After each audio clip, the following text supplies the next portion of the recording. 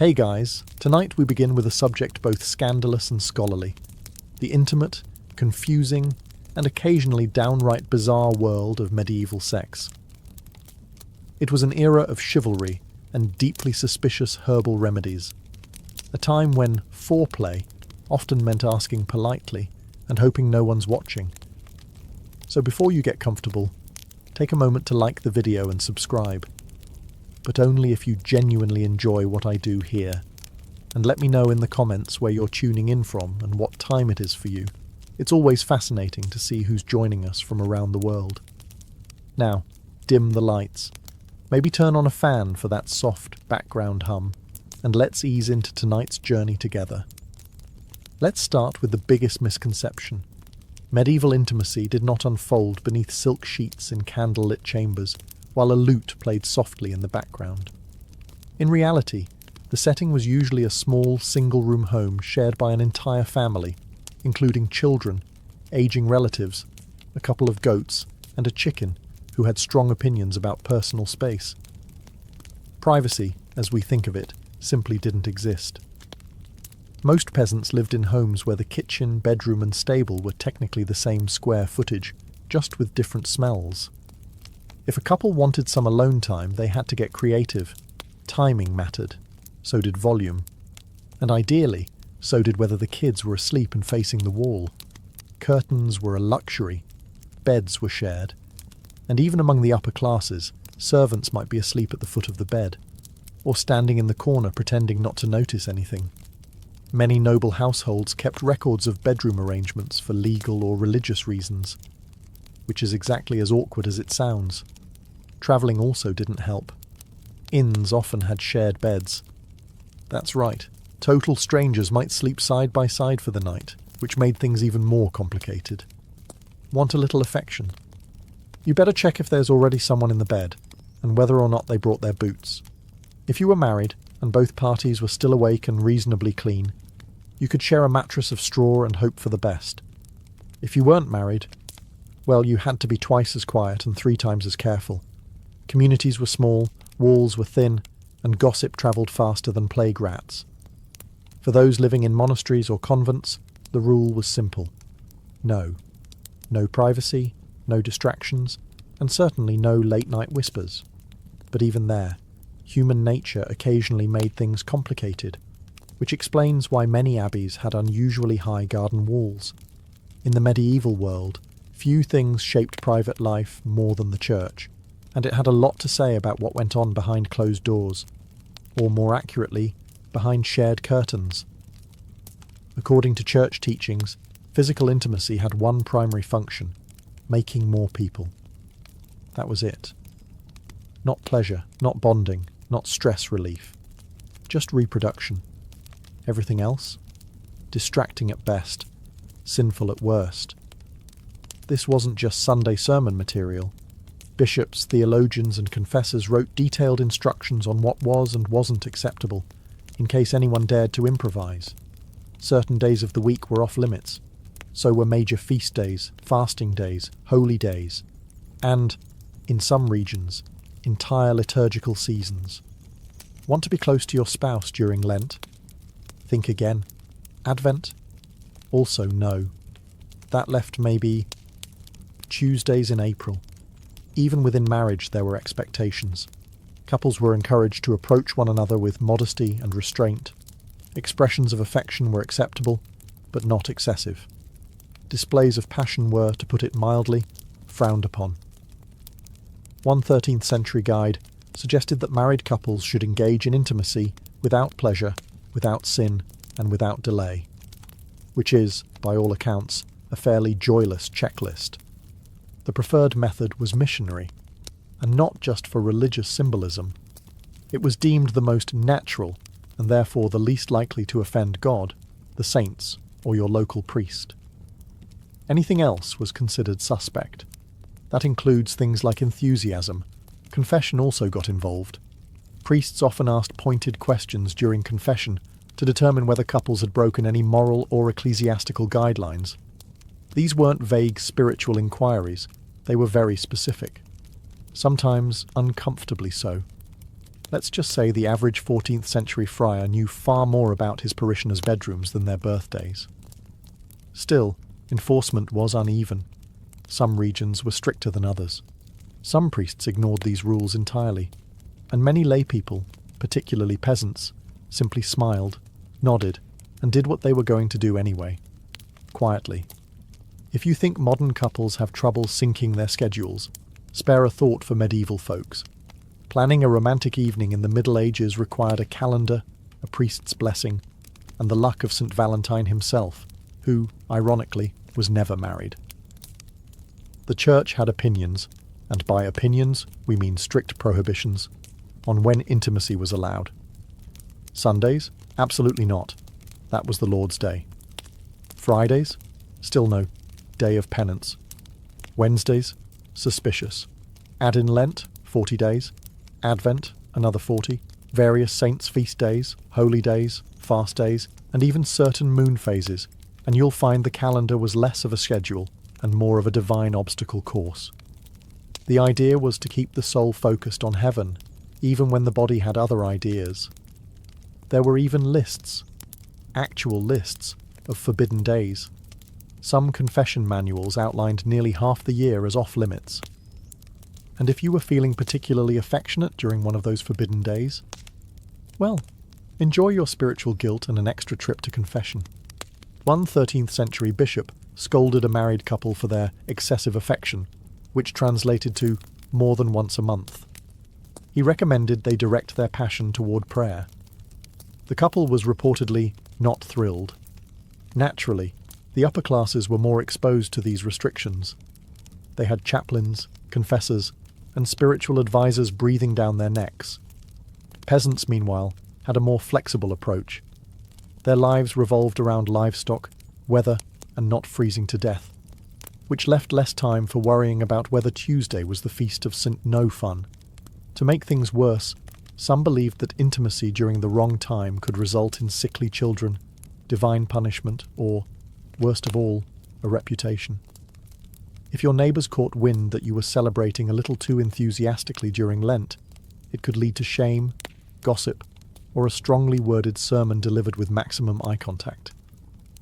Romance in medieval Europe was less about falling in love and more about falling into a legally binding agreement. If you were hoping for candlelit dinners, poetry, and whispered confessions, you'd be better off reading a troubadour ballad. Real-life courtship for most people involved livestock, land rights, and two families agreeing not to start a feud. Marriage was primarily a business deal.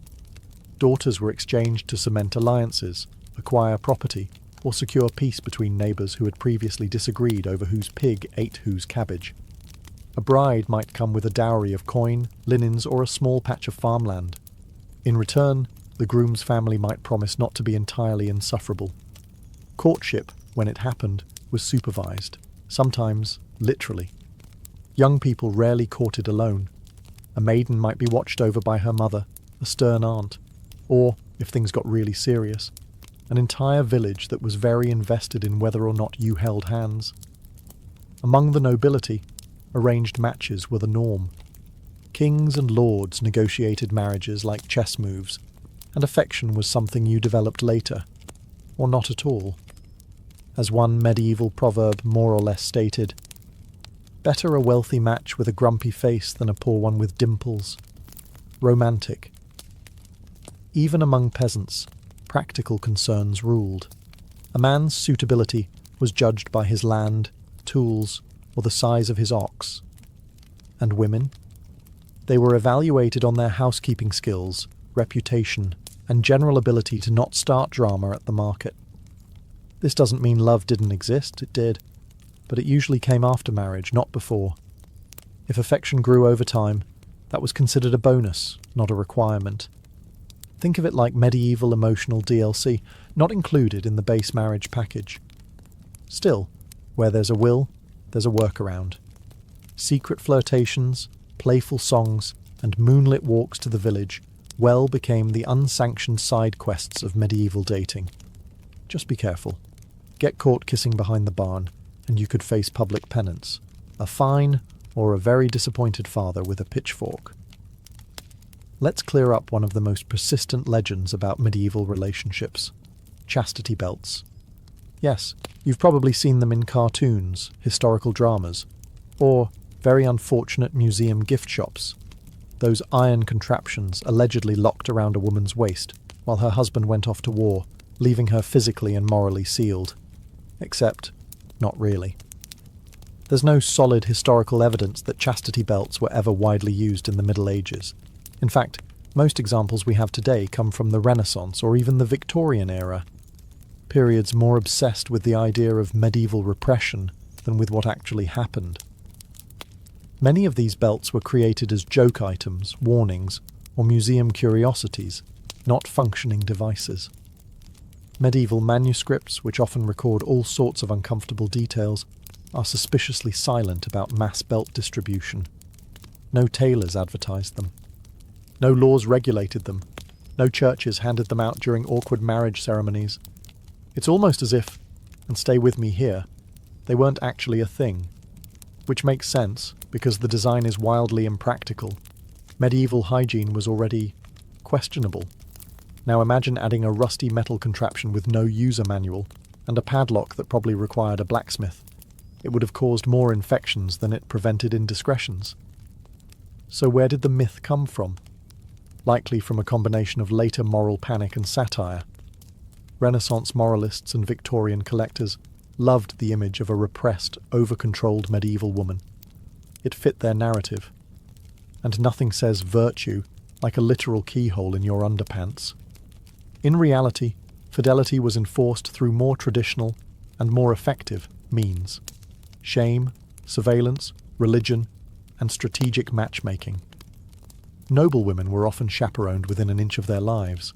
Peasant girls had entire villages watching them like unpaid private investigators. And any whiff of scandal could lead to ruined reputations, lost dowries, or awkward confessions involving phrases like, "at the edge of the barley field." In a surprising twist that would shock many of their modern descendants, medieval towns didn't just tolerate brothels. In many cases, they regulated them. That's right.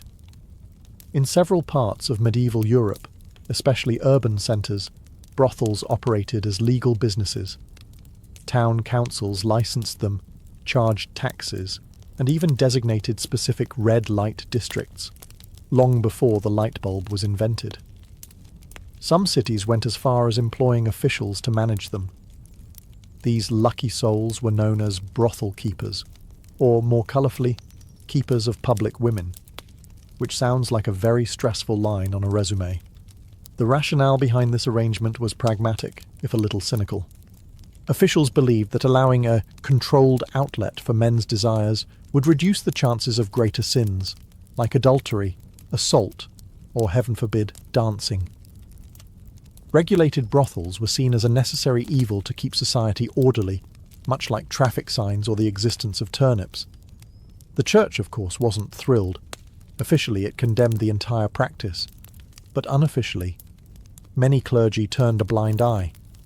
Some even collected rent from the very same establishments. If that sounds like hypocrisy, congratulations.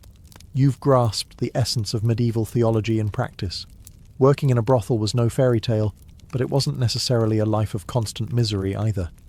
Some women chose the profession for economic reasons, especially widows or those without family support. Others were coerced or trafficked, particularly in port cities, where sailors brought in coin and complications in equal measure. There were even handbooks.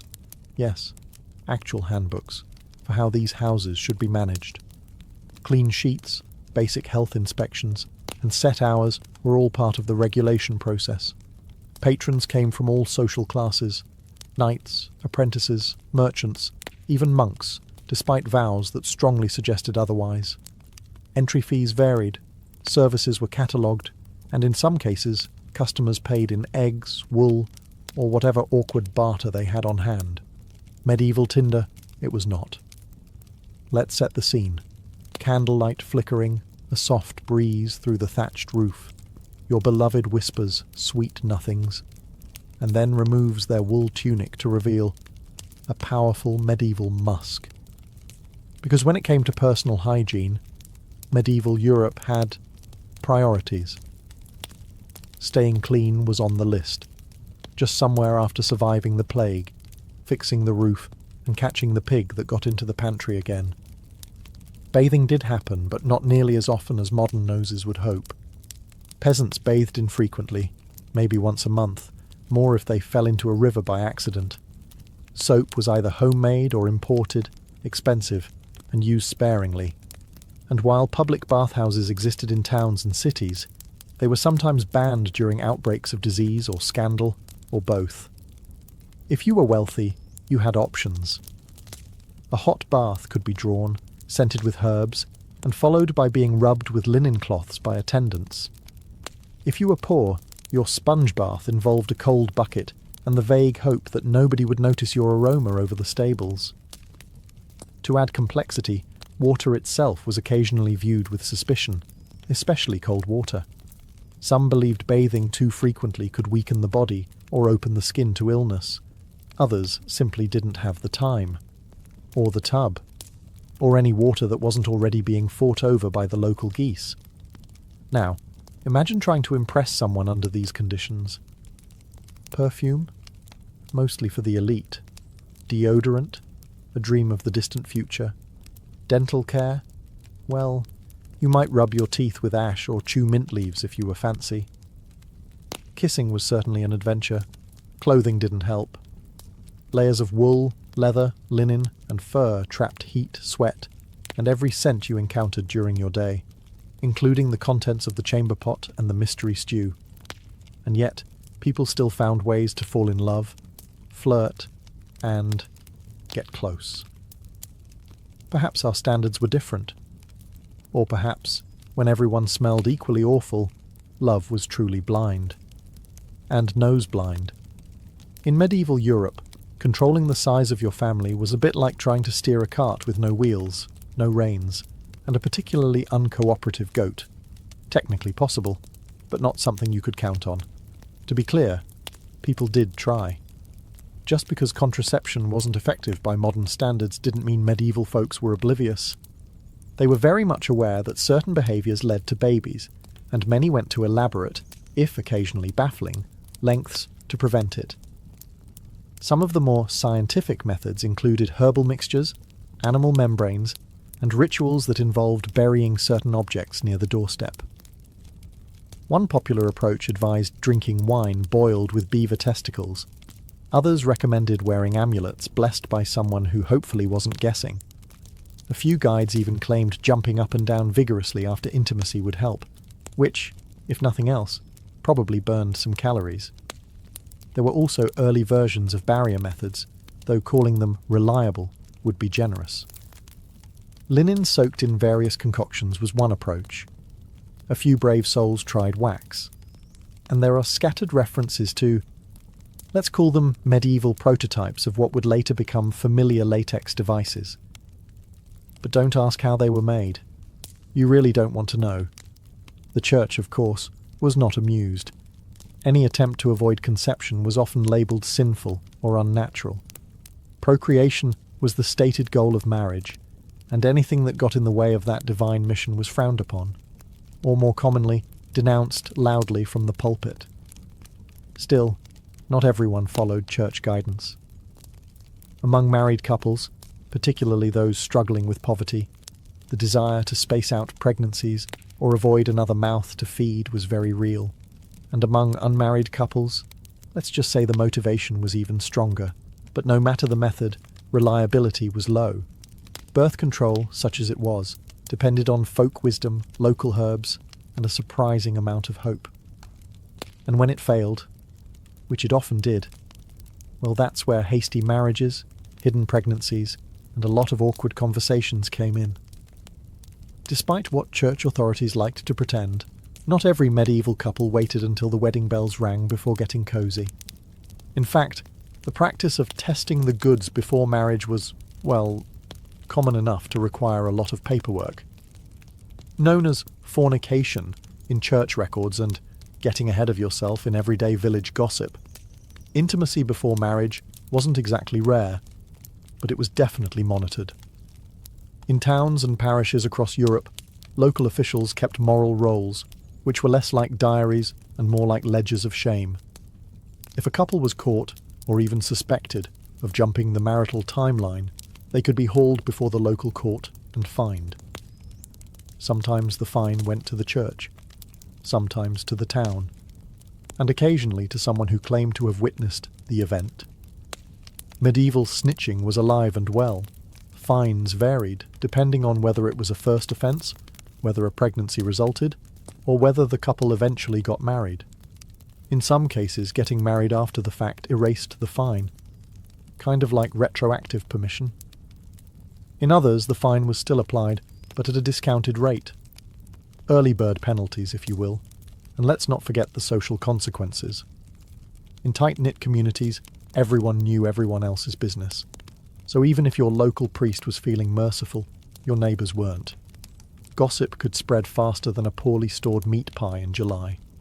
Interestingly, many of these situations resulted in something called hand fasting, a sort of informal engagement where the couple considered themselves betrothed and, in some regions, that was legally enough to begin cohabiting.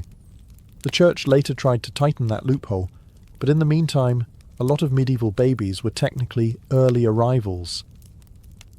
Among peasants, this was all handled with a bit more practicality. If a couple was clearly serious and a pregnancy had occurred, marriage usually followed, sometimes hurried along with a gentle nudge or firm push from both families. Among nobles, however, consequences could be far worse, especially if inheritance or reputation was on the line. In the medieval world, virginity wasn't just a virtue, it was a contract clause, a political tool, and occasionally a community-wide obsession. Among the peasantry, expectations varied by region and circumstance. A young woman was generally expected to arrive at marriage untested, at least officially. But if she didn't, well, some eyebrows would rise, and a small fine or shotgun wedding might sort things out. For the upper classes, though, things got serious. Noble women's virginity was directly tied to inheritance, alliances, and family honour. A broken engagement might spark a feud. A pregnancy out of wedlock could derail generations of planning. So how did they verify it? Well, badly. Sometimes it came down to vague testimony and character references. She seemed virtuous, or she avoided the stable boy mostly. Other times, more invasive methods were used, like midwives or matrons inspecting for the infamous hymen, which science has since confirmed is not, in fact, a medieval chastity barometer. But that didn't stop anyone. There were also attempts to prove virginity after the wedding, such as displaying a blood-stained sheet, like a very awkward medieval Yelp review. This tradition, while not universal, was expected in certain regions. And if the sheet stayed clean, cue lawsuits, annulments, and family drama on a scale rivaling a royal soap opera. Men, of course, were under no such scrutiny. Male virginity was considered an optional bonus. A future husband's experience level was rarely questioned. At most, he might be encouraged to avoid tavern maids or loose company, but no one was checking his laundry the next morning. Virginity was also linked to religious symbolism. Maidens were often praised as pure vessels, which is beautiful in theory and incredibly uncomfortable in practice. Young girls were raised with saintly ideals, often featuring horrifying martyrdom stories. And if a marriage was annulled on the grounds that a bride had been dishonest, it didn't just ruin her, it could drag down her entire family's honour and property claims. So yes, in medieval Europe, virginity wasn't just about morality. It was legal currency. If you're wondering whether same-sex attraction existed in medieval times, the answer is a resounding yes. Human nature didn't start in the 20th century, but if you're wondering whether it was openly accepted, that's where things get complicated. Medieval society was structured around religious doctrine, social roles, and property rights, and all three had a lot to say about who could love whom. Spoiler alert, it was usually a man and a woman within marriage, preferably for the purpose of making more villagers. Officially, same-sex intimacy was labelled a sin by the church, often lumped in with other unnatural acts, like dancing on feast days or reading too many books. Punishments varied wildly depending on region, time period, and who was involved. A peasant couple might get a scolding and penance. Nobles, they might face exile, or quietly be ignored if they had enough land. But while the church thundered from the pulpit, real life was messier. We have records, poems, letters, even legal documents that show emotional, romantic, and sometimes physical relationships between people of the same sex. Some monks wrote love letters to each other in Latin that sound suspiciously less brotherly and more longing. Noblewomen sometimes shared beds and declared exclusive devotion in terms that would make a troubadour blush. Medieval Europe also had social structures that blurred lines. All-male monasteries and all-female convents created deep emotional bonds. Knightly brotherhoods were full of vows and affectionate language. Some historians debate whether these were romantic, platonic, or something in between, but either way, there were feelings involved, and possibly poetry. As for terminology, the modern concept of sexual identity didn't exist. You didn't come out, you just lived, carefully, quietly, and often coded in allegory. There were no pride parades, but there were songs, saints' stories, and suspiciously intense pilgrimages taken in pairs.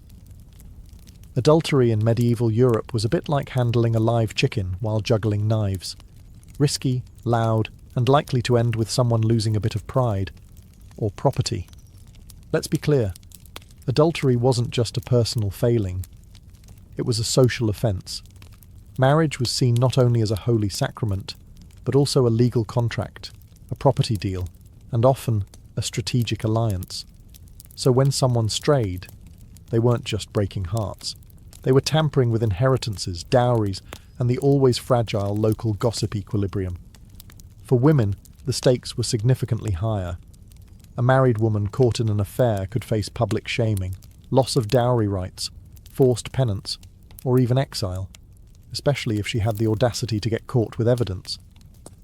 Adulterous noblewomen might find themselves imprisoned, divorced, or, in extreme cases, discreetly removed from court life.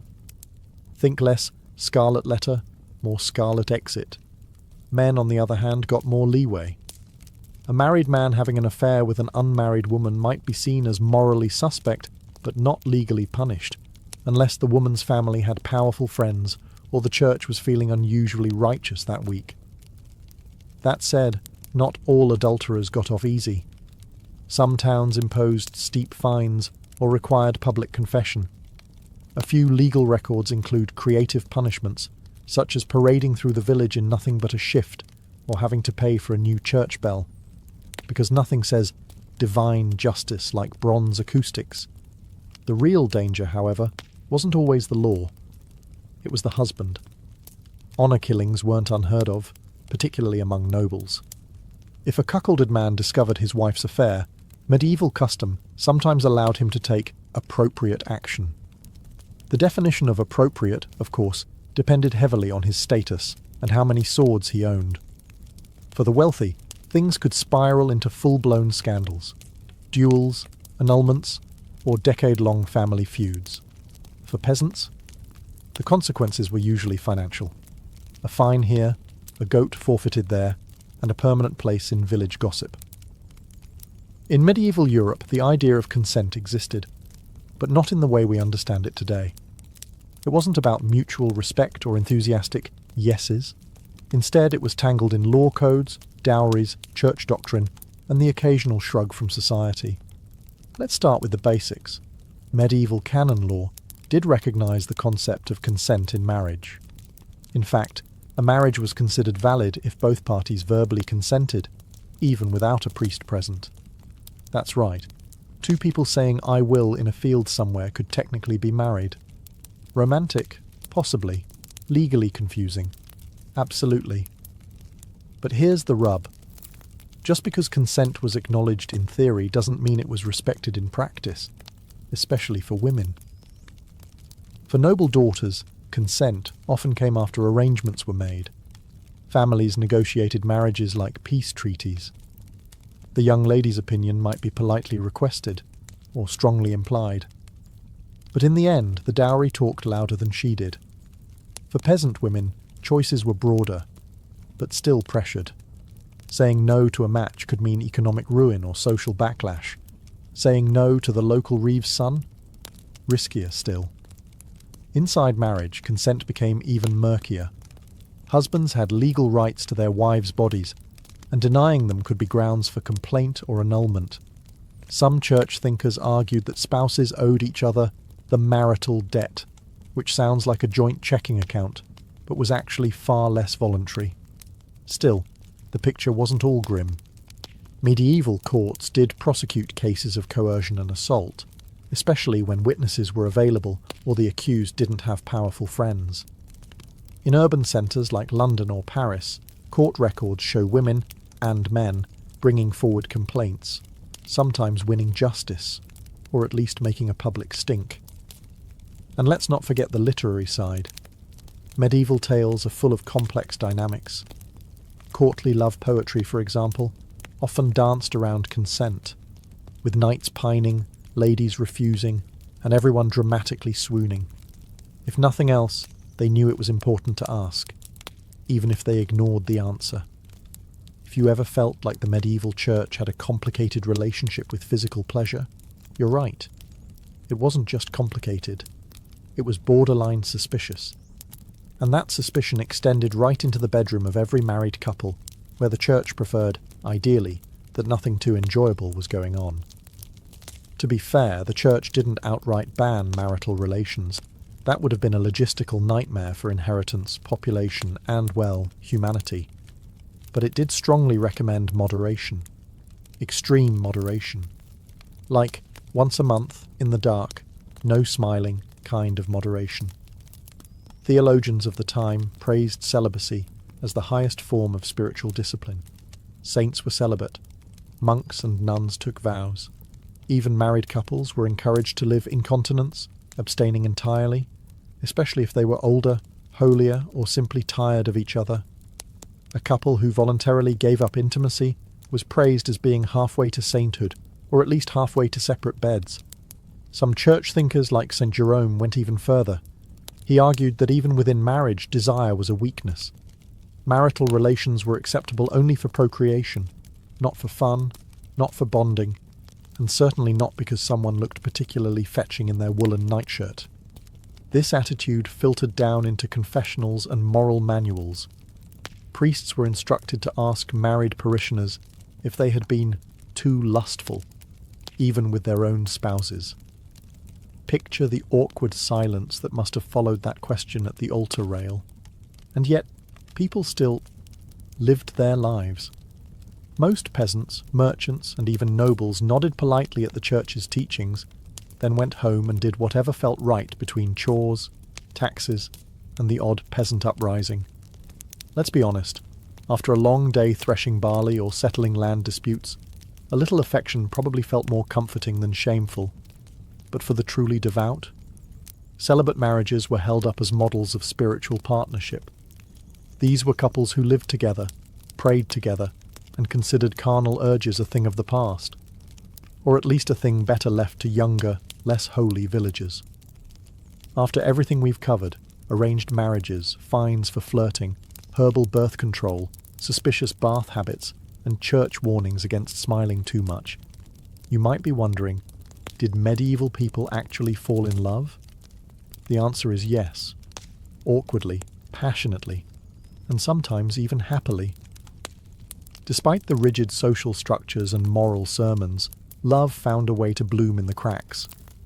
Peasant couples courted in fields and marketplaces, trading favours, flowers, and whispered gossip over turnips. Noble lovers exchanged poetry and secret glances during formal banquets, while pretending to care about hunting falcon breeds. Monks and nuns wrote letters filled with emotion that modern readers still debate. Was it spiritual longing, or something more? Literature from the period is bursting with romance. Troubadours sang of distant ladies who inspired knights to go off and get very dramatically injured. Stories of courtly love glorified longing from afar, especially if you were pining for someone married to your boss. Sure, the love was often unattainable, But hey, that's where the best verses come from. In some cases, couples genuinely married for love. Records survive of peasants who eloped or refused matches arranged by their parents. Even nobles occasionally rebelled, much to the horror of their family accountants. The church, interestingly enough, actually required verbal consent from both bride and groom, even if that consent was delivered through gritted teeth while holding a goose as dowry collateral. And once married, many couples built strong partnerships. They worked side by side, raised children, endured plagues, and navigated taxes, which is basically the medieval version of a romantic getaway. Letters between spouses, especially during times of separation, show real affection, real longing, real commitment. Even widows and widowers sometimes remarried for companionship rather than political gain, choosing someone they like to spend their remaining years with. Because even after everything, the rules, the risk, the ritual, people still wanted to feel loved, preferably before curfew, and hopefully not during Lent. It all began with a disaster. Zeno of Citium, a wealthy merchant from the island of Cyprus, had it all. Ships loaded with precious dyes, trade routes mapped across the Mediterranean, and the kind of fortune that made a man feel invincible. But fate, as ancient philosophers love to remind us, doesn't care how many ships you own. Somewhere near Athens, Zeno's fleet was caught in a violent storm. The sea didn't just swallow his cargo, it swallowed his identity. One moment, he was a merchant. The next, a man with nothing. When he finally reached the Athenian shore, he was broke, soaked, and, ironically, on the verge of something far more enduring than trade wealth. With nowhere to go and nothing left to lose, Zeno wandered into a small bookshop in the Athenian agora. It was here that he picked up a worn copy of Xenophon's Memorabilia, a text that preserved the wisdom of Socrates. Intrigued by the quiet power of the ideas within, Zeno asked the bookseller where he could find a man like Socrates. The bookseller simply pointed to a stooped, cranky philosopher named Crates walking by. And so, Zeno began studying under Crates the Cynic, a man known for rejecting wealth and possessions with almost theatrical dedication. He once threw his money into the sea just to prove a point. At first, Zeno struggled with this extreme lifestyle. He wasn't ready to live in poverty for philosophy's sake. But Crates planted a seed in his mind, one that grew into a new way of thinking. Zeno didn't stay a student forever. Over time, he pieced together his own worldview, borrowing Socratic ethics, Cynic discipline, and the logical rigour of earlier thinkers like Heraclitus. Eventually, he began teaching in the painted colonnade of Athens, the Stoa Poikile, a public porch decorated with murals. That's where Stoicism got its name, not from an ivory tower or secret academy, but from a painted porch open to all. It's a fitting origin, a philosophy born not from luxury, but from ruin. Not in a palace, but in a moment of humility. Stoicism, from its first breath, was designed to help people navigate the wreckage, not avoid it. And Zeno was its first survivor. After the shipwreck and the scrolls, after the quiet conversations with cynics and the long walks under the Athenian sun, Zeno didn't just start teaching, he started redefining what it meant to live well. At the heart of his philosophy was one powerful idea: logos. To the Stoics, logos wasn't just reason. It was the divine, rational structure of the universe, the cosmic blueprint. Everything, they believed, happened for a reason, whether or not humans could understand it. The world, messy as it seemed, was ordered, and if you could align your thinking with that cosmic order, you could live with peace, clarity, and moral strength. Zeno and his early followers taught that virtue, arete in Greek, was the only true good. Not fame, not wealth, not even physical health. Those were indifferents, things that might be nice to have but didn't define your moral worth. What mattered was how you handled them. And that's where the Stoic mindset takes shape. The world throws chaos at you, but you remain unmoved. Not emotionless, but anchored. You can't control external events. You can't control what people say or do. But you can always control your thoughts, your actions, and your responses. It was radical. Most people back then, and let's be honest, most people today, chase comfort, admiration, money, or control. But Stoicism offered a quieter path. Live in harmony with nature, accept fate without resentment, and strive only to be good, not to feel good. Their favourite analogy? Life is like being a dog tied to a cart. You can either run with it or be dragged behind. Either way, the cart's going forward. Your choice is how you move with it. Zeno wasn't alone for long. His students began gathering in the Stoa, discussing how to master themselves rather than the world. Over time, this porch talk turned into one of the most quietly resilient philosophies in history, and one that would outlast empires. But philosophy doesn't live in theory, it lives in practice. And in the next generation, a new Stoic would take the reins. One who fought battles not with logic alone, but with discipline and steel. His name? Cleanthes, a former boxer who brought muscle to the mind. Cleanthes wasn't your typical philosopher. Before he ever scribbled a single scroll or stood beneath the painted porch, he was a boxer. Not metaphorically, a literal pugilist, earning his bread through sheer physical strength and relentless endurance. But when he discovered Zeno's teachings, he found a different kind of strength, the kind that didn't bruise but braced the soul. He worked by night carrying water for a gardener and studied philosophy by day. His hands were calloused, his muscles worn, but his mind unshakable. Cleanthes embodied the Stoic belief that virtue comes not from privilege, but from perseverance. He didn't speak of theories he hadn't tested. If Zeno taught that one should accept hardship with grace, Cleanthes lived it every sunrise. His most famous work, the Hymn to Zeus, is a poetic tribute to Logos, the divine rationality that governs all things. But don't let the title fool you. This wasn't religious flattery. It was a calm declaration of cosmic order. Everything, Cleanthes wrote, is woven into a grand plan, even the painful parts. His Stoicism was like a glacier, silent, immense, and impossible to move. He also introduced a more emotional texture to Stoicism.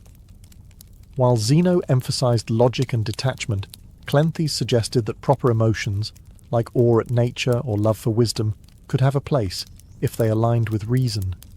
He wasn't arguing for indulgence, just for balance. After all, what good is a philosophy that turns you into a robot? Cleanthes wasn't flashy, and he didn't gather crowds with clever wordplay. In fact, some mocked him for being slow of speech. But what he lacked in eloquence, he made up for in steadiness. And in Stoicism, steadiness was everything. He eventually succeeded Zeno as head of the Stoic school, not because he was charismatic, but because he lived the philosophy more fully than anyone else. His life was a kind of walking proof, a quiet testament that one could endure hardship without bitterness, question fate without rage, and remain grounded without giving up on greatness. Through Cleanthes, Stoicism gained muscle. Not the kind that wins applause, but the kind that holds your spine straight when the world goes sideways.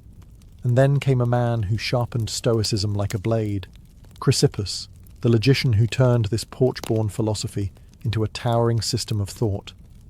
If Zeno founded Stoicism and Cleanthes gave it strength, Chrysippus gave it its skeleton.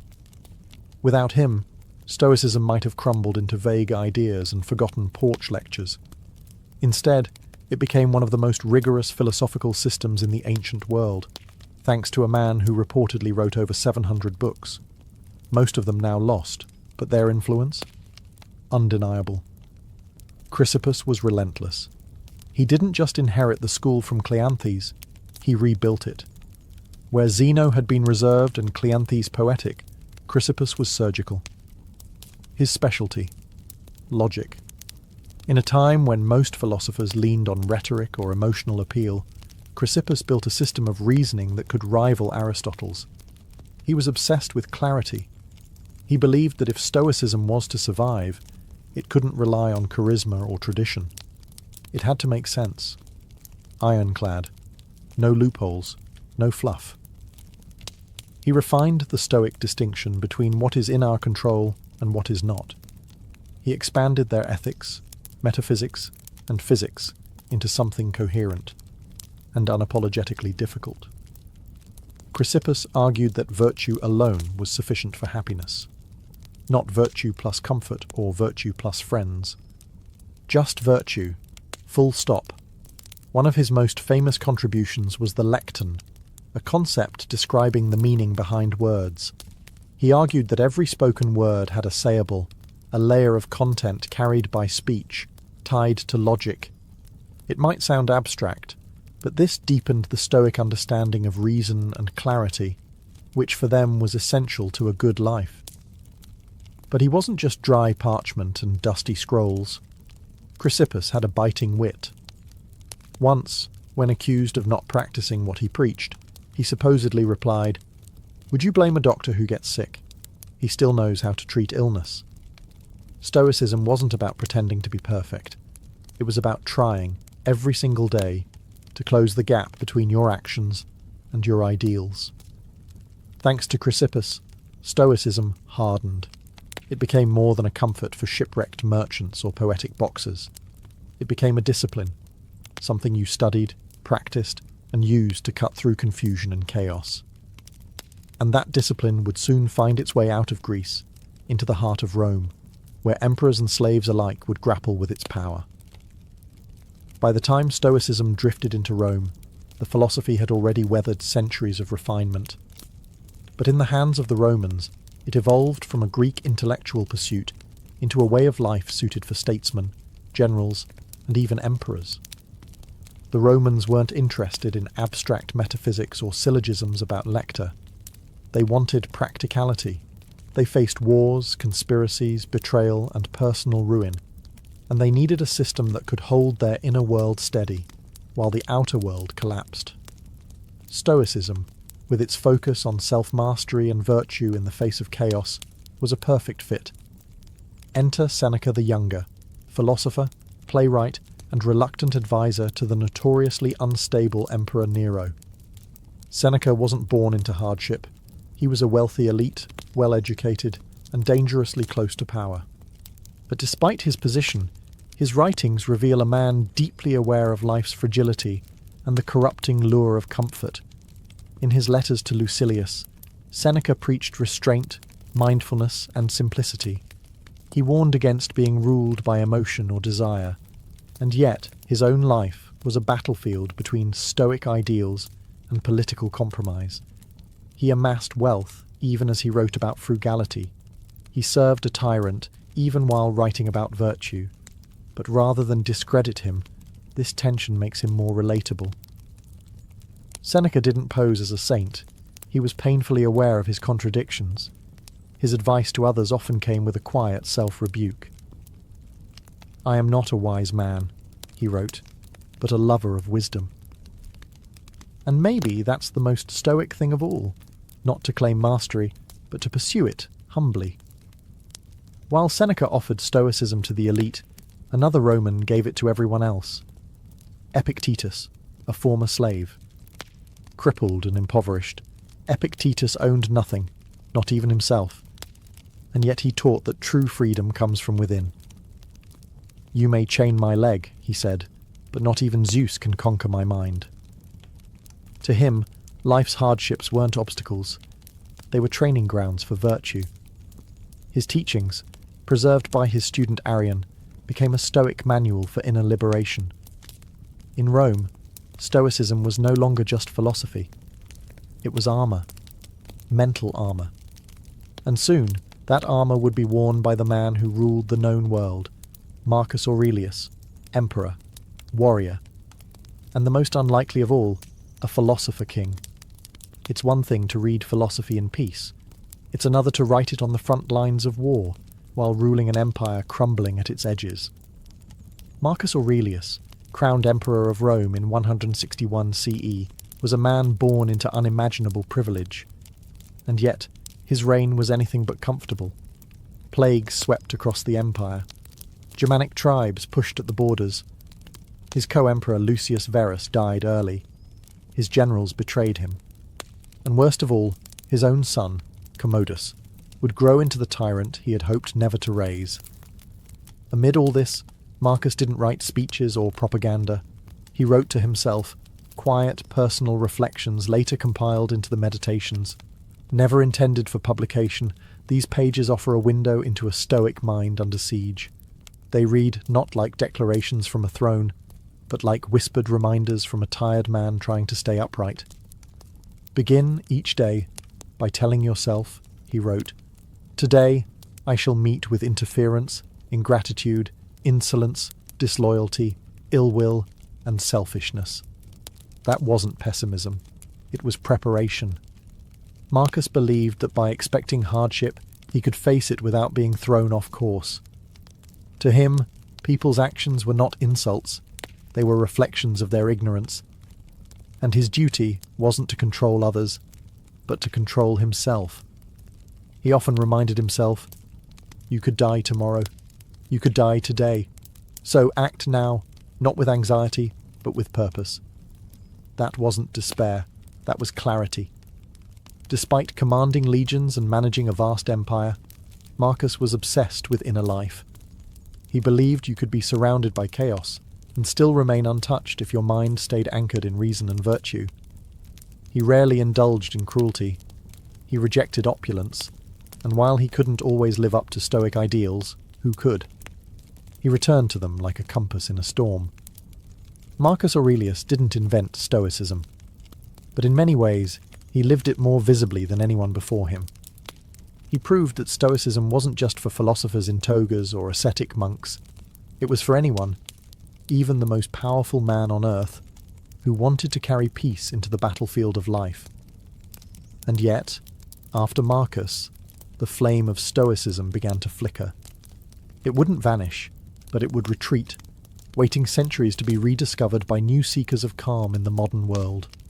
After the death of Marcus Aurelius in 180 CE, Stoicism didn't exactly die, but it faded. The philosophy that had once stood at the heart of Roman intellectual life began to slip quietly into the background. Part of this had to do with politics. Marcus's son, Commodus, inherited the empire and seemed determined to undo every Stoic virtue his father lived by. While Marcus embodied restraint and wisdom, Commodus embodied indulgence and vanity. The Roman court became a theatre of excess, and philosophy had no role in the spectacle. Meanwhile, a new force was rising: Christianity. As it spread through the Roman Empire and eventually became state religion, its theology, rituals, and worldview began to replace the ancient schools. Where Stoicism taught self-reliance, Christianity emphasized divine grace. Where Stoicism taught acceptance of fate, Christianity spoke of redemption and the will of God. Though these ideas weren't always in conflict, Christian thinkers often saw Stoicism as a noble but ultimately pagan system, admirable, yet incomplete. And yet, Stoicism didn't vanish. It simply migrated, its core ideas seeping into early Christian thought. Many church fathers admired the Stoics. Thinkers like Augustine, though critical of Stoic pride, respected their moral seriousness. And monastic traditions, especially among Christian ascetics, borrowed heavily from Stoic discipline. Silence, simplicity, denial of luxury, and the examination of conscience, all of these would have felt right at home in the writings of Epictetus or Seneca. Throughout the medieval period, Stoicism became a sort of background philosophy, respected by scholars, cited by monks, but rarely practiced in full. It was no longer a public movement or a street-side school. It was a whisper in the margins, kept alive by scribes, theologians, and the occasional curious mind. But survival is sometimes stronger than success. Stoicism's quiet endurance meant that when the intellectual winds shifted centuries later, during the Renaissance and the Enlightenment, its ideas would be ready to return. For all its decline, Stoicism had left seeds buried in the soil of Western thought. And when people once again sought clarity, purpose, and strength without illusion, those seeds would bloom. And one day, they'd even show up in places no ancient philosopher could have imagined, in self-help books, leadership seminars, and yes, on your favourite podcast. Stoicism's comeback didn't arrive with a scroll in hand. It came through blogs, books, and podcasts. After centuries of quiet influence, the ancient philosophy found itself suddenly reborn in the digital age, repackaged for a world buzzing with distractions, anxieties, and the pressure to constantly optimize everything. In the 20th century, philosophers like Pierre Hadot began peeling back the layers of Stoicism, reminding readers that it wasn't just an intellectual exercise, it was a way of life. Not cold, but contemplative. Not harsh, but healing. Hadot argued that ancient philosophy was originally a spiritual practice, and Stoicism, more than any other school, was meant to be lived, not merely read. That message hit home for a new generation. In the early 2000s, authors like Ryan Holiday helped usher Stoicism into the mainstream with accessible books like The Obstacle is the Way and Ego is the Enemy. Drawing on Marcus Aurelius, Seneca, and Epictetus, Holiday framed Stoicism as a practical toolkit for resilience, something you could use whether you were launching a startup, coaching a sports team, or just trying to survive a bad Monday. Tech leaders and entrepreneurs soon latched on. Tim Ferriss, Naval Ravikant, and others began citing Stoic texts like instruction manuals for high-performance living. The idea was simple. In a world that moves fast, thinks shallow, and craves constant validation, Stoicism offers an antidote: stillness, control, and clarity. Even mental health professionals took notice.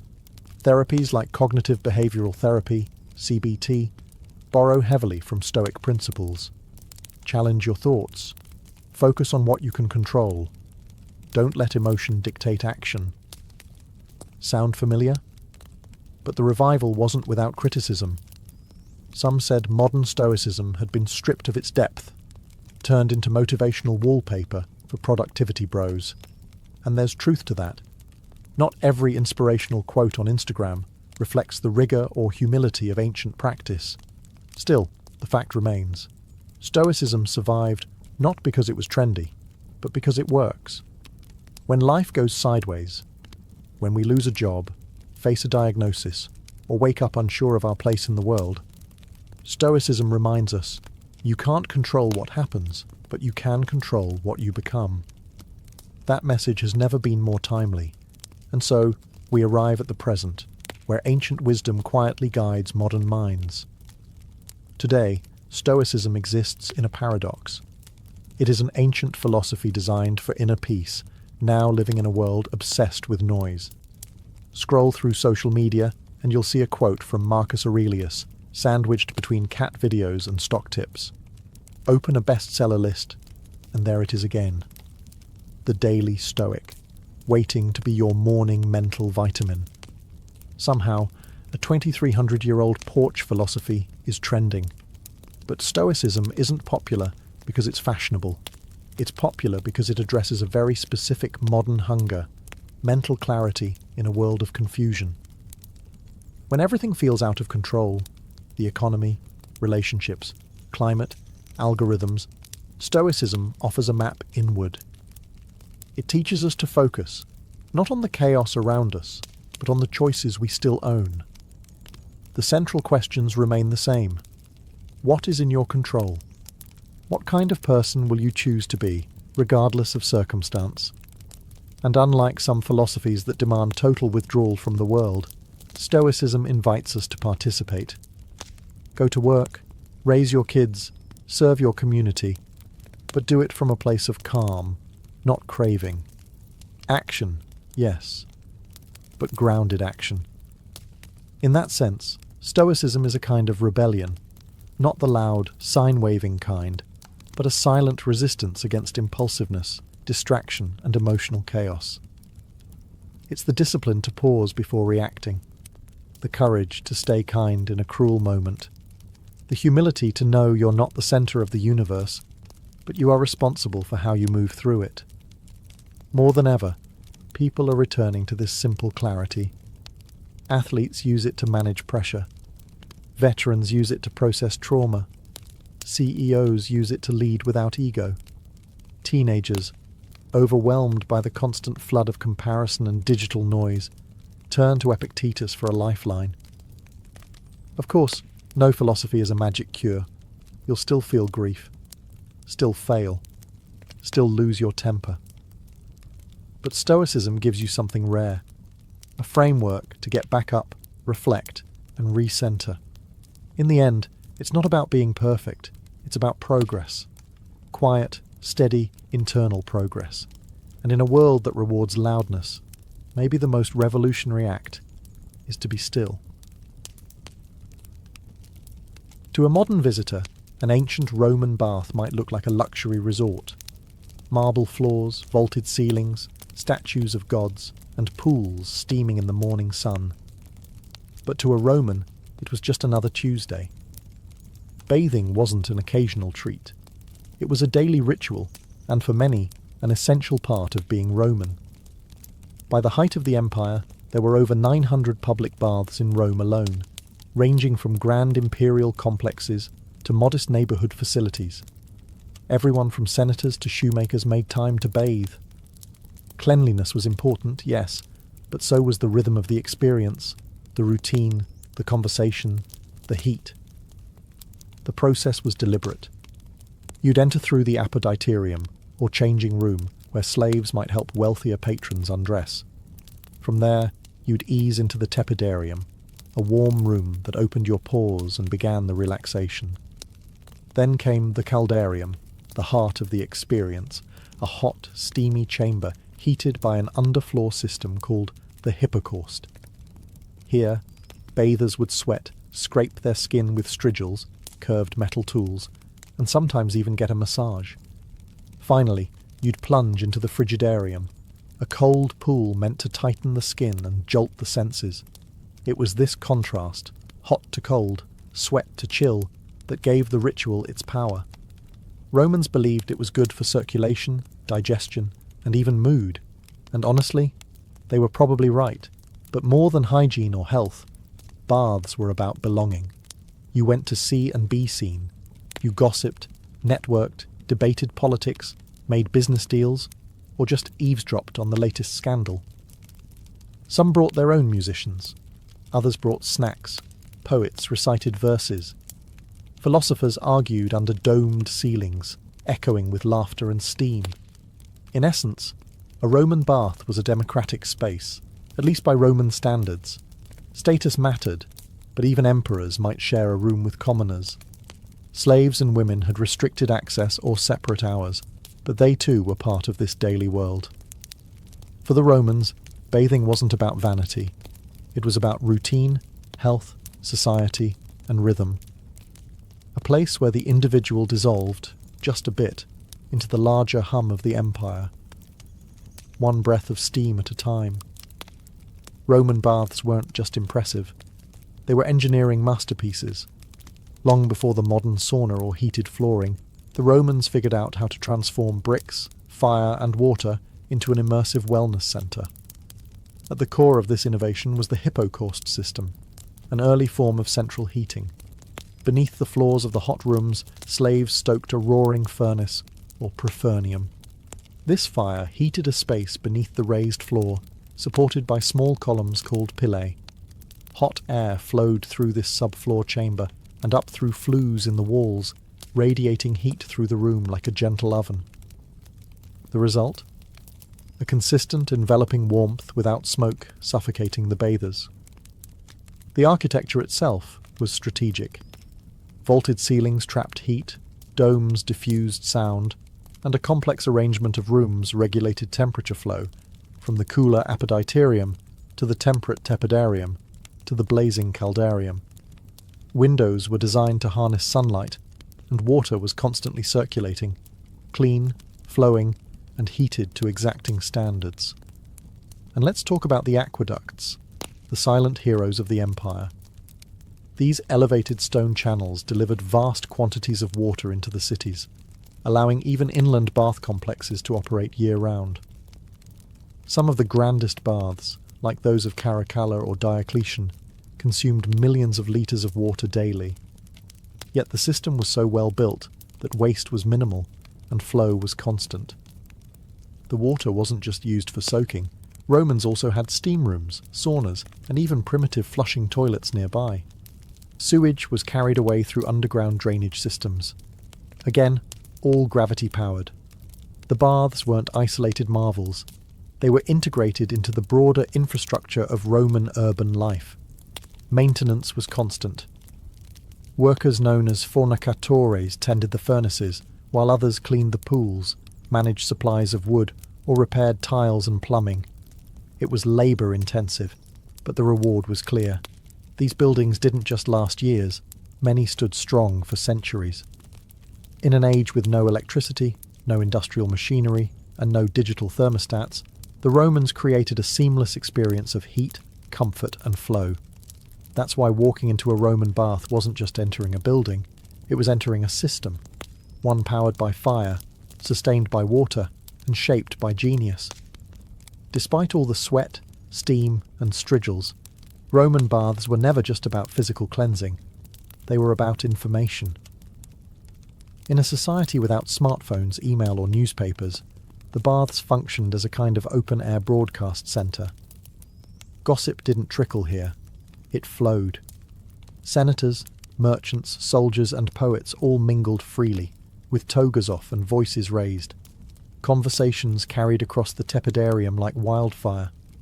Who was sleeping with whom? What was the emperor plotting? Which general just lost a battle in the east? Who bribed which magistrate to get out of paying taxes?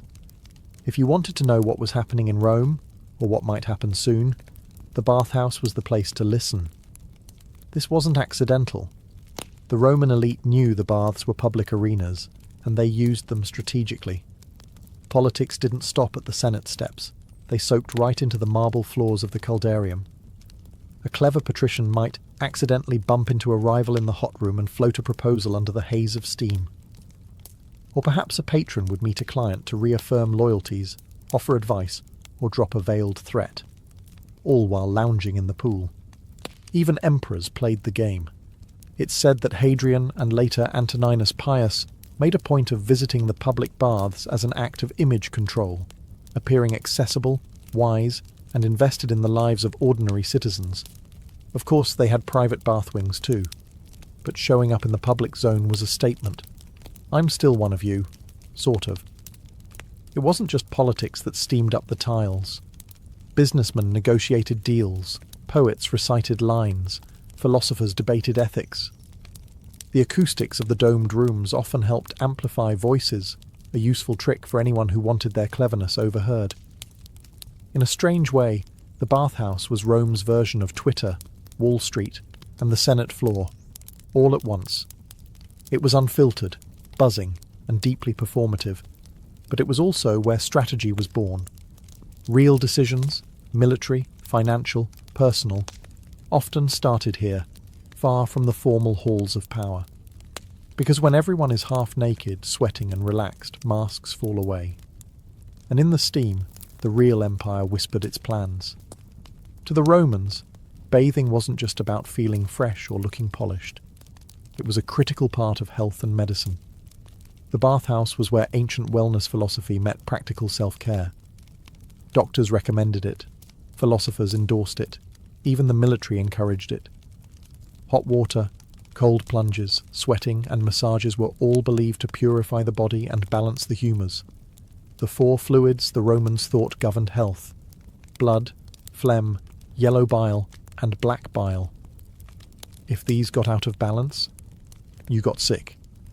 But a visit to the baths, with its cycle of heating, scraping, and cooling, could supposedly restore that balance.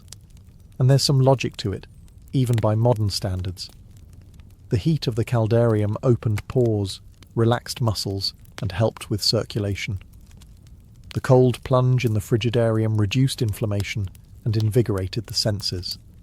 The skin was scraped clean with strigils, which removed dirt, oil, and dead skin. Afterward, many Romans received massages using scented oils, sometimes infused with herbs, sometimes just olive oil.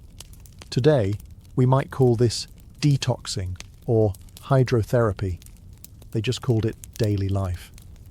Some of the larger bath complexes even included small medical clinics where physicians, often Greek-educated, examined patients, offered treatments, or suggested dietary changes. If you had a cough, aching joints, or digestive troubles, your doctor might prescribe not a pill, but a visit to the tepidarium or a change in your bathing routine. Exercise was part of the picture too. Many baths had attached palestra, open courtyards for physical activity. Romans boxed, wrestled, fenced, or played ball games before beginning the bathing process. The idea was to work up a sweat before entering the steam rooms. Health wasn't passive. It was earned, one push-up and plunge at a time. Even mental health wasn't ignored. The rhythm of the bath, its slow, deliberate transitions from room to room, encouraged reflection. Some Stoics and Epicureans even wrote about the baths as places to clear the mind and tame the emotions. In many ways, Roman baths were ahead of their time, an integrated space for exercise, cleansing, socializing, and healing. A kind of ancient wellness centre, with better mosaics and slightly more gossip. For the Romans, a healthy body wasn't a goal. It was the foundation of virtue, clarity, and strength, and the bathhouse was where it all began. Walking into a grand Roman bathhouse wasn't just stepping into a building.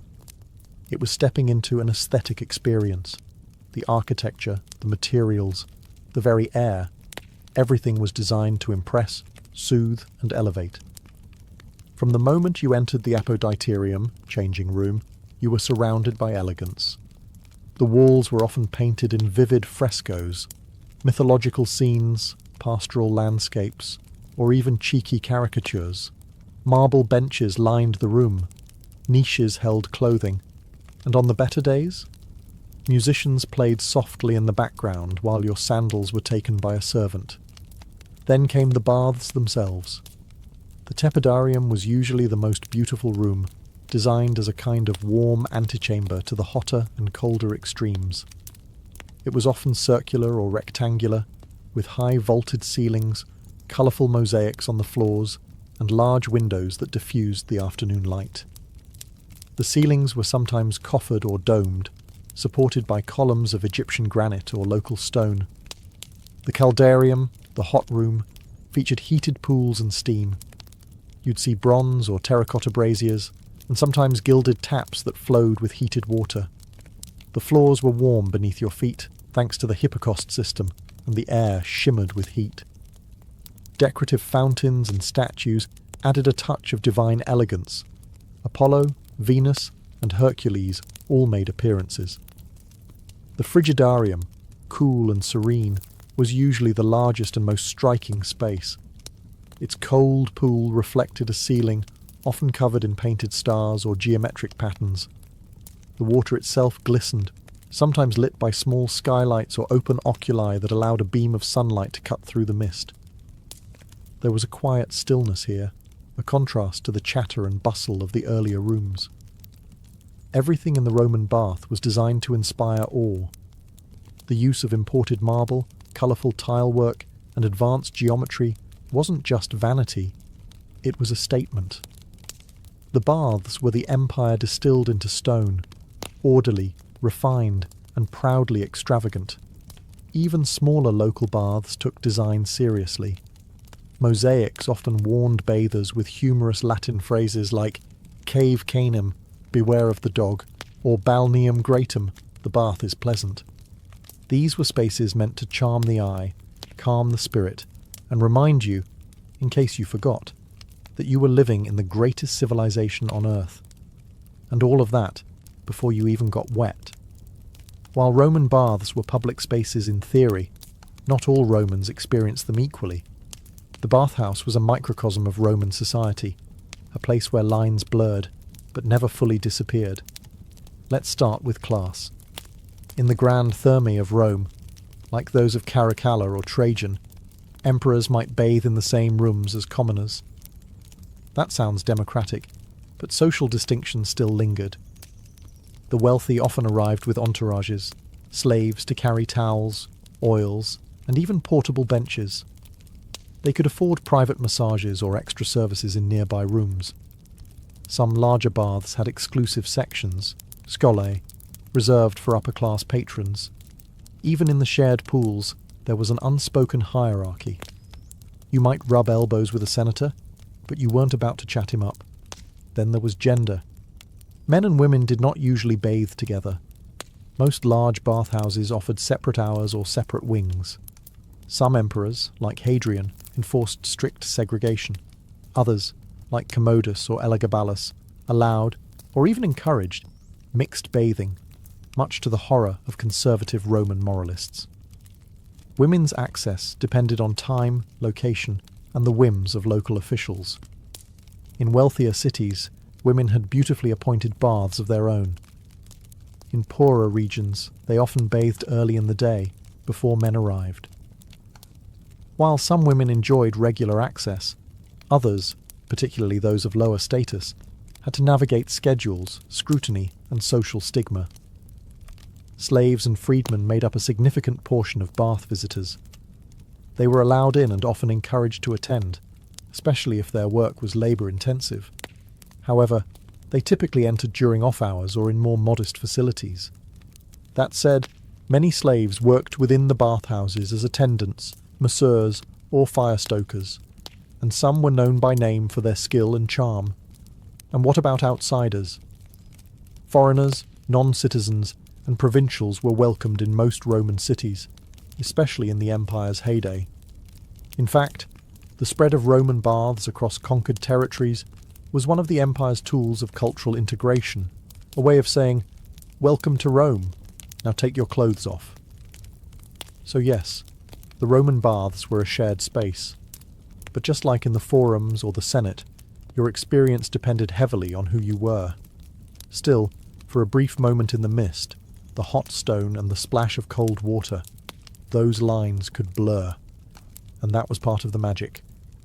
Though bathing was the central activity, Roman bathhouses were far more than places to get clean.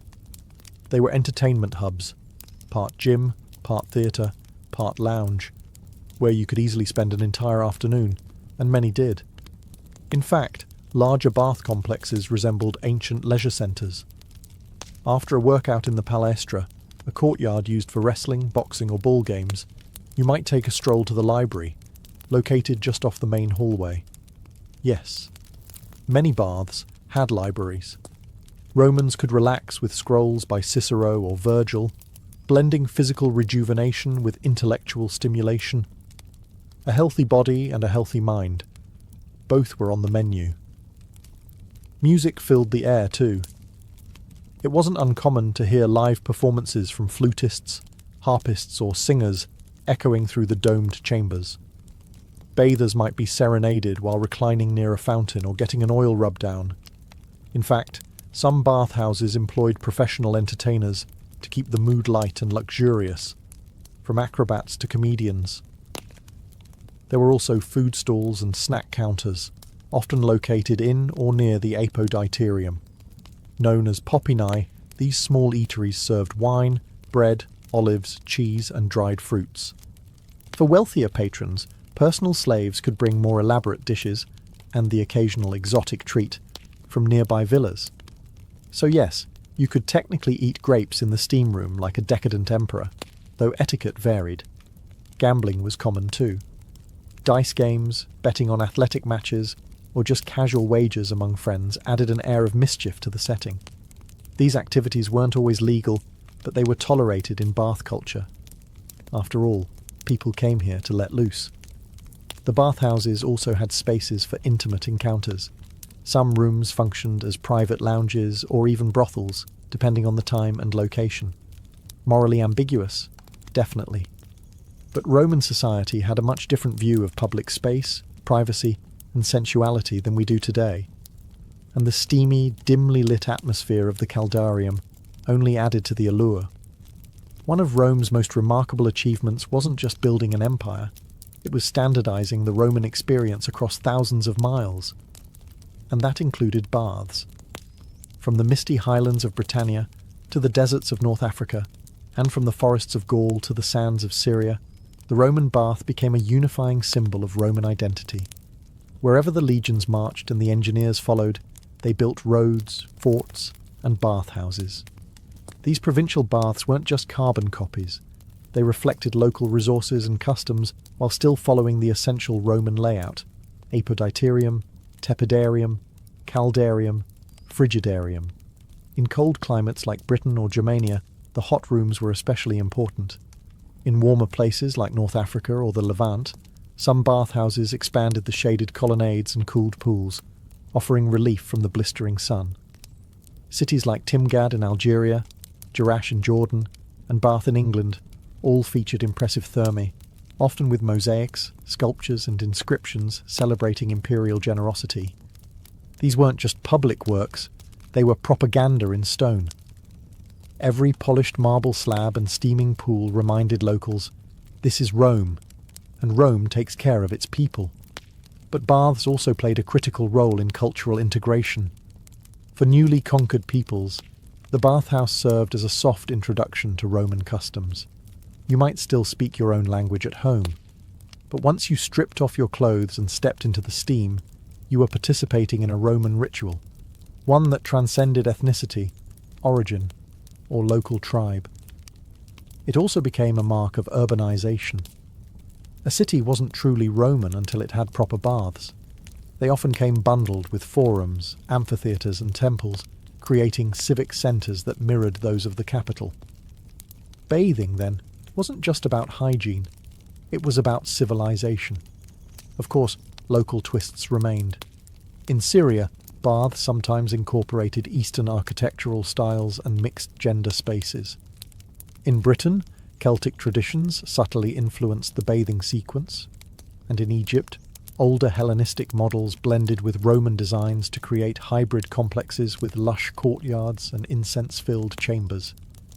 No matter the local flavour, the Roman bath became a universal experience, one that made an empire feel cohesive. A place where even at the farthest frontier, you could close your eyes in the caldarium and, for a moment, feel like you were in the heart of Rome.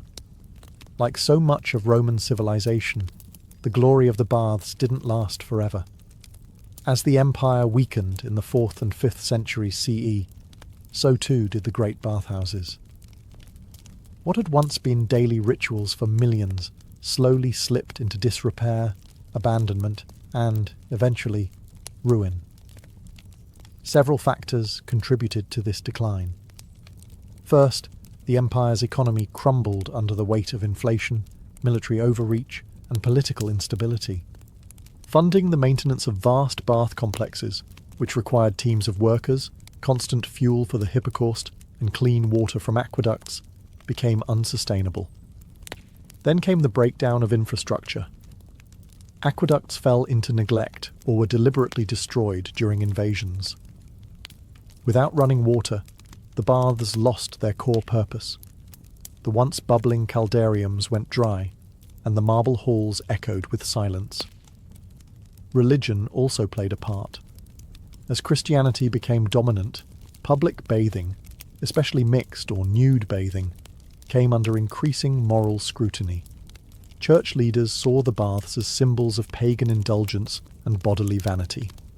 While some Christian emperors tried to preserve the public health function of the baths, others shut them down or repurposed them into churches, monasteries, or administrative buildings. And yet, the legacy of Roman baths endured. In the Islamic world, the tradition continued through hammams, bathhouses that carried forward many Roman innovations: heated rooms, steam treatments, and communal cleansing rituals. These spread across the Middle East and North Africa, preserving the essence of Roman wellness in a new religious and cultural framework. In Europe, spas and mineral baths became popular during the Renaissance and later Enlightenment, especially in places like Bath, England, and Baden-Baden, Germany. These revived bathing as a therapeutic and social activity, echoing the Roman model even as the empire itself was long gone. Today, the ruins of Roman baths still captivate visitors. The baths of Caracalla, the Stabian baths in Pompeii, and countless smaller sites across Europe and the Mediterranean remind us that Rome didn't just conquer through the sword, it conquered through comfort, engineering, and shared ritual. Roman baths may have crumbled, but their spirit lives on. In our gyms, our spas, our hot showers, and our quiet moments of self-care. In a way, every time we draw a hot bath or sit in a sauna, we're channeling a bit of the empire, steam rising, tension fading, time slowing, just as it did 2,000 years ago. In ancient Egypt, medicine didn't live in a laboratory. It lived in the temple, the home, and the world of the gods. Healing was not just a science, it was a spiritual art, and the person who treated your illness might just recite a spell while applying a poultice to your wound. That's because Egyptian medicine was deeply intertwined with religion. Illness, to them, wasn't only about injury or infection. It could also be caused by the wrath of a god, the invasion of a malevolent spirit, or a disruption in Mayat, the cosmic order that governed all things. So, doctors, known as SWNU, weren't always working alone. They often collaborated with priests who specialized in ritual and incantation. Together, they formed a dual force of treatment, one applying remedies, the other invoking divine protection. Temples were more than places of worship, they were centers of healing. Specific temples, like those dedicated to Imhotep, the architect, physician, and later deified healer, served as proto-hospitals. People would sleep there in hopes of divine dreams that revealed the source of their ailment or the cure itself. This was called incubation, and it was a respected method of diagnosis. Medical training was rigorous. Physicians studied scrolls like the Ebers Papyrus and Edwin Smith Papyrus, which outlined hundreds of remedies, procedures, and case studies. These documents show that while the Egyptians invoked gods, they also observed symptoms, recorded outcomes, and developed surprisingly advanced techniques, from wound suturing to dental care. But make no mistake, incantations were not just decorative. Many prescriptions included spells as ingredients. A broken bone might be treated with honey and linen, plus a recitation to ward off evil spirits. Psychological conditions, now recognized as mental illness, were seen as spiritual afflictions, often requiring the intervention of a priest or magician. To us, this fusion of medicine and mysticism might seem contradictory, but to the Egyptians, it was holistic. Body, mind, and spirit were part of the same continuum. Healing one meant addressing all. In the land of the Nile, to be a healer was to walk between two worlds, with one hand mixing herbs and the other raised toward the gods. Long before stethoscopes and lab tests, ancient Egyptian physicians relied on their senses and experience. They became masters of visual diagnosis, feeling pulses, examining wounds, and interpreting subtle signs in the body to understand what was wrong, even if they believed the root cause might be spiritual. The first step in diagnosis was always observation. Physicians would examine a patient's posture, skin color, breath, and even urine or feces to search for visible or olfactory clues. Was the swelling soft or hard? Did the discharge smell sweet or foul? These observations weren't just guesswork, they were documented, compared, and passed down through generations. The pulse held particular significance. The Egyptians called it the speech of the heart. They believed that the heart was the center of a system of channels, similar to a network of irrigation canals, through which air, blood, and spirit flowed. If the pulse was irregular or weak, it suggested that one of these vital channels was blocked or disturbed. Although their anatomical understanding wasn't perfect, their conclusions often reflected real symptoms and led to logical treatments. Yet when no physical explanation was found, the physician would turn to spiritual causes. Was the illness a punishment from a god? A curse from an enemy? A lingering spirit refusing to leave the body? In such cases, diagnosis involved more than examination.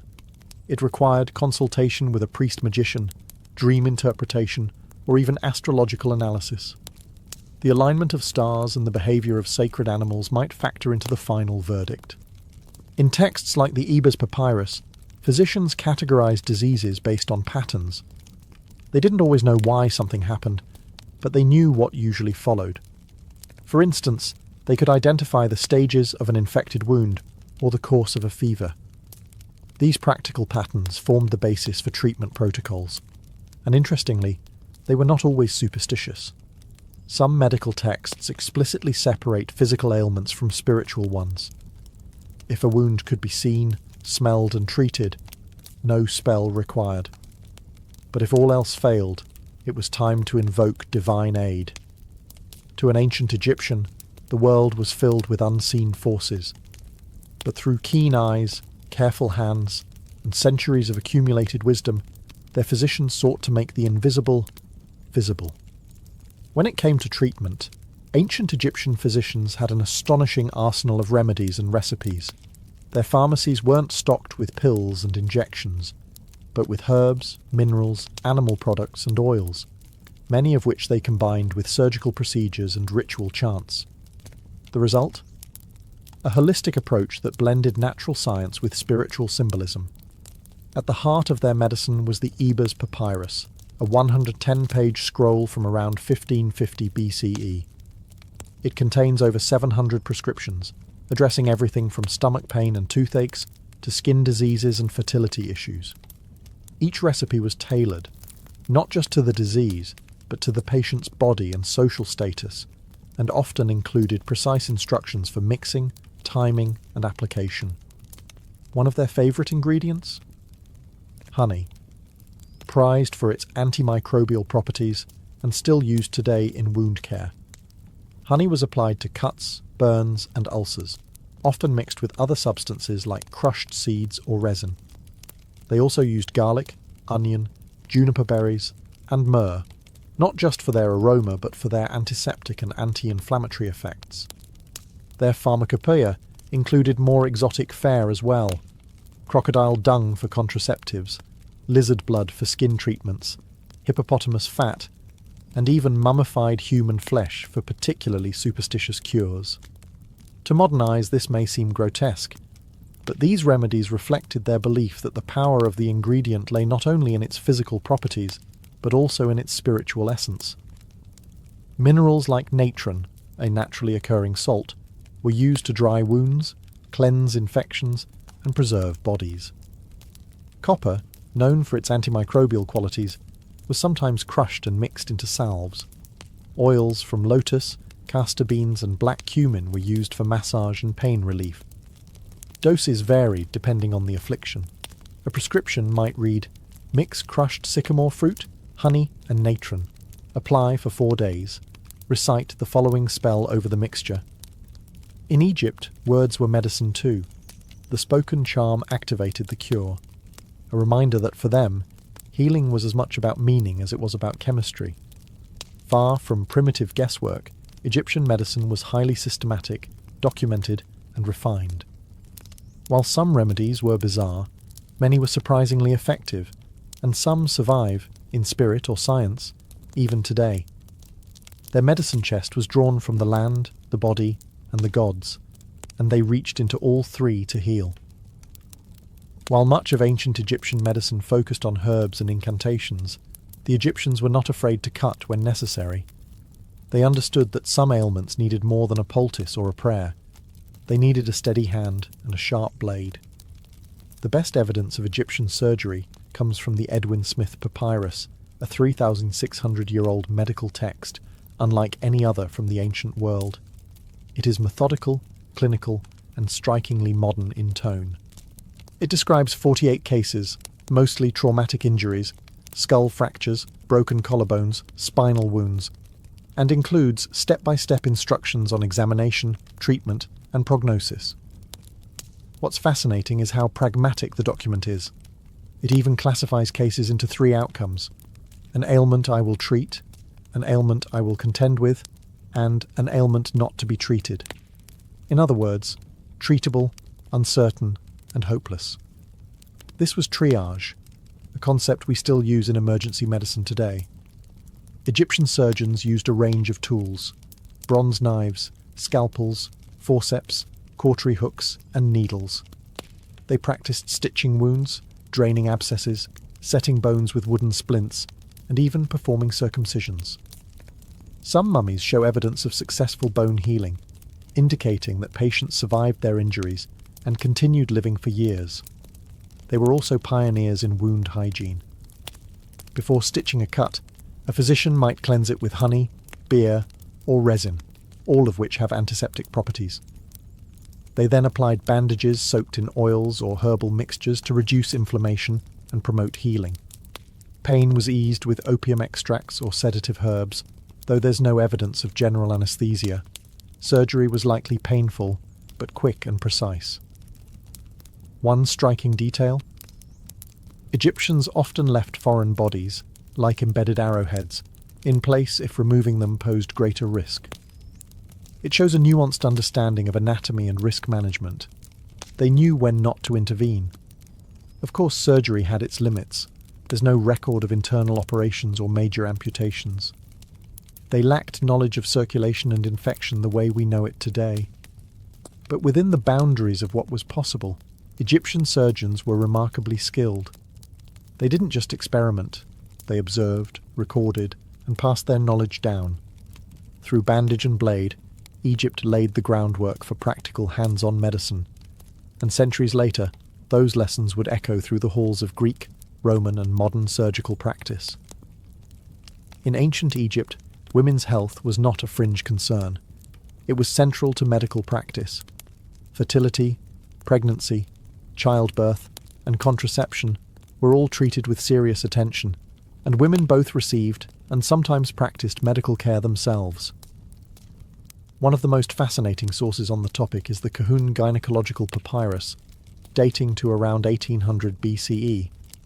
It's the oldest known medical text focused entirely on women's reproductive health. The document includes diagnoses and treatments for infertility, miscarriage, vaginal discharge, and birth complications. And like other Egyptian texts, each entry follows a familiar structure: the symptom, the examination, the diagnosis, and the treatment. Sometimes purely medical, sometimes magical, often both. For pregnancy, diagnosis began with clever experimentation. One common test involved having a woman urinate on barley and emmer wheat seeds. If the barley sprouted, she was said to be carrying a boy. If the emmer grew, a girl. If neither sprouted, she was not pregnant. Believe it or not, modern tests suggest this method may have had a modest accuracy, likely due to hormone levels affecting germination. Contraceptives were another area of focus. Ancient physicians used mixtures like honey, acacia leaves, and ground dates, inserted as a kind of barrier. Some recipes included crocodile dung, which sounds alarming, but was likely used for its sticky texture and symbolic potency. These were primitive forms of spermicides and barriers, aimed at preventing conception. During childbirth, midwives took the lead. They used birth bricks, platforms on which the labouring woman squatted, and offered both physical and spiritual support. Incantations were spoken to ward off the demoness Amit, who was believed to cause miscarriages or birth complications. Protective amulets, especially those depicting Taweret, the hippo goddess of childbirth, were worn to ensure a safe delivery. If labour was difficult, treatments ranged from massaging the womb with castor oil to having the mother breathe in herbal infusions or drink mixtures to stimulate the body's opening. Caesarean sections were unknown. If the birth could not be completed naturally, tragedy often followed. Still, much of Egyptian obstetrics was remarkably advanced for its time. It reflected a culture where fertility was divine, womanhood sacred, and life itself a process watched over by both healer and God. In the cradle of civilization, they respected the cradle of life, with every chant, every herb, every whispered hope. To modern minds, the blend of magic and medicine might seem contradictory, but in ancient Egypt, the two were inseparable. Healing the body meant treating the visible symptoms and the invisible forces, and sometimes the cure came as much from a spoken word as from a poultice. The Egyptians believed that illness could be caused by many things: natural imbalances, bad food, injury, but also curses, malevolent spirits, or the will of angry gods. If you broke your leg in an accident, that was one thing. But if your stomach hurt for days with no visible cause, that might be a demon, or even the restless soul of the dead, Ak, trying to torment you. In these cases, physicians turned to Heka, the sacred power of magic, which was thought to have been given to humanity by the gods themselves. Heka wasn't stage illusion, it was a legitimate divine force, just as real as water or fire. A healer might use it to activate a remedy, protect a wound from infection, or drive out an invisible entity. Spells were often included in medical texts, such as the Ebers Papyrus and the London Medical Papyrus. Some were poetic, others aggressive. One charm for treating burns reads, "O Isis, great magician, I call upon you to cool the fire in the flesh of your servant as you cooled the fire that scorched your own son, Horus." The spoken word was thought to imbue the remedy with divine power, turning herbs into miracles. Amulets were another form of protection and healing. People wore charms shaped like the eye of Horus, Ankhs, or the scarab beetle, each with symbolic significance. These amulets were believed to ward off evil, prevent disease, and protect both the living and the dead. Some were even embedded in bandages or placed directly on wounds. Specific deities were also invoked depending on the ailment. Sekhmet, the lion-headed goddess of plagues, was feared but also prayed to for healing. Thoth, god of wisdom, was called upon to guide the hands of surgeons and scribes alike. In Egypt, medicine without magic was incomplete. The chant, the gesture, the symbol, all were part of the cure.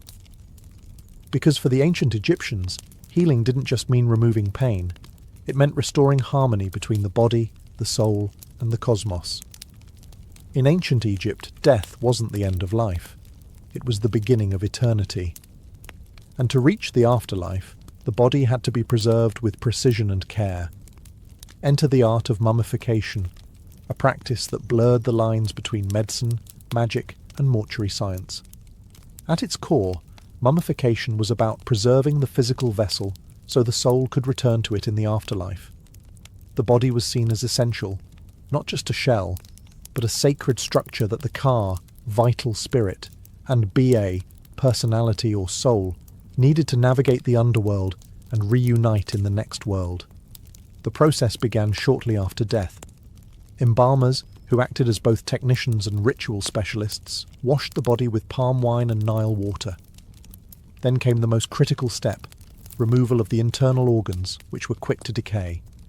The stomach, intestines, lungs, and liver were extracted through an incision in the left side of the abdomen and placed in separate canopic jars, each guarded by one of the 4 sons of Horus. The brain, curiously, was considered unimportant and was removed through the nose using metal hooks. The heart, believed to be the seat of intelligence and emotion, was often left in place, though in later periods it too was removed and replaced with a sacred amulet. The empty body cavity was then stuffed with resins, myrrh, and linen, and the entire body was covered in natron, a natural salt mixture, to dry it out. After 40 days, the body was washed again, anointed with oils, and wrapped in hundreds of yards of linen, layer upon layer, often with protective amulets placed between folds. Each step was accompanied by spells, hymns, and rituals, particularly from the Book of the Dead. These invocations protected the deceased from demons and prepared them for judgment in the afterlife. The embalmer often wore a mask of Anubis, the jackal-headed god of mummification, to symbolize divine authority. In many ways, mummification was the Egyptians' most advanced medical procedure, a blend of anatomy, chemistry, and spiritual engineering.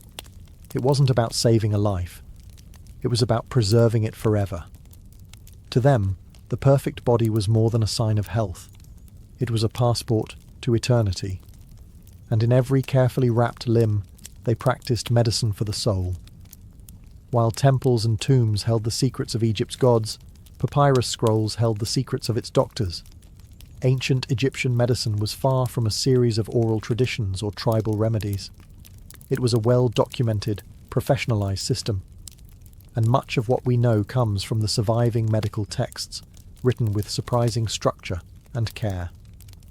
The most famous of these is the Ebers Papyrus, dating to around 1550 BCE, though it likely copied even older knowledge. Over 100 feet long, it contains more than 700 remedies for illnesses ranging from toothaches and stomach pains to mental disturbances and tumours. It includes detailed descriptions of symptoms, diagnoses, and treatments, often paired with spells or incantations. Another key text is the Edwin Smith Papyrus, a practical surgical manual written with clinical precision. Unlike other papyri filled with magic and prayers, this one reads like the notes of a war doctor. It presents case studies of traumatic injuries, mostly fractures, dislocations, and head wounds, and outlines step by step how to examine, treat, and prognosticate. It's a rare glimpse into how Egyptians could separate spiritual belief from empirical observation. The Kahun Papyrus is another treasure, focused specifically on women's health, fertility, and gynecology. It provides insight into birth control methods, pregnancy diagnosis, and even surgical procedures related to the uterus. These texts weren't hidden away. They were studied by scribes and physicians, many of whom trained at houses of life, scholarly institutions located within temples. Here, medicine was taught alongside mathematics, astronomy, and religious lore. Medical apprentices would copy texts by hand, memorize spells, and observe more experienced doctors at work. The Egyptians believed in preserving and transmitting knowledge across generations. Each scroll was a distillation of experience, observation, and divine insight, often attributed to gods like Thoth, the deity of wisdom and writing. Physicians didn't just treat bodies, they carried forward the knowledge of millennia. Interestingly, some Egyptian medical ideas made their way to Greece, especially through figures like Hippocrates and Galen, who studied Egyptian practices and praised their methods. Egypt's influence on classical medicine is undeniable. In an age where much of the world relied on superstition alone, Egypt gave us one of the first examples of recorded, repeatable, and structured medical science, written in ink, bound in papyrus, and passed on with purpose. Though the sands of time buried their temples and tombs, the legacy of ancient Egyptian medicine never truly disappeared. In fact, many of their practices, beliefs, and innovations quietly shaped the course of global medical history. Their echoes still felt in today's hospitals, pharmacies, and spiritual healing traditions. First, their systematic approach to medicine was revolutionary. The Egyptians categorized symptoms, recorded treatments, and made careful observations about cause and effect. They developed early ideas about diagnosis, prognosis, and hygiene, centuries before the Greeks formalized such practices. Their emphasis on cleanliness, daily washing, antiseptic salves like honey and natron, even the importance of bowel regularity, prefigured modern public health long before the word existed. Their understanding of the mind-body connection was also ahead of its time. Though they didn't possess neuroscience, they recognized that psychological states could affect physical health. What they called spiritual affliction might today be recognized as depression, anxiety, or psychosomatic illness, and their combined treatments of herbs, rituals, and social support were surprisingly holistic. Even their use of herbal remedies has endured. Substances like garlic, castor oil, aloe vera, and willow bark, a precursor to aspirin, are still used today. Some refined into modern drugs, others sold in health food stores as supplements. And while crocodile dung didn't make the cut, their experimentation with contraception laid early groundwork for reproductive medicine. But perhaps most enduring is their idea of the healer as both technician and guide. In Egypt, a physician wasn't just someone who closed wounds. They were someone who understood suffering. Healing was physical, emotional, and spiritual. That human-centered model has re-emerged in modern holistic medicine, palliative care, and even psychotherapy. The fusion of medicine and magic might seem strange to us, but it points to a truth that still holds. People don't just want to be cured. They want to be seen, comforted, and understood. Ancient Egyptian doctors knew this, and their scrolls, amulets, and incantations were not just treatments. They were acts of care. Their medicine wasn't perfect, but it was daring, structured, curious, and deeply human.